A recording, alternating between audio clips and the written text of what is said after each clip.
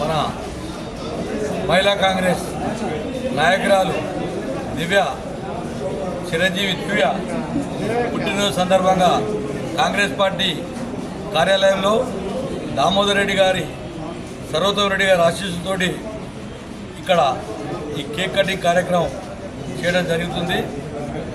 దివ్య నిండు నూరేళ్ళు చల్లగా ఉండాలి. మళ్ళా పుట్టినరోజు వరకు వాళ్ళ భర్తతో కలిసి ఈ పుట్టినరోజు వేడుకలు చేసుకోవాలని మనందరం చేద్దాం అని మీ అందరికీ నా పక్షాన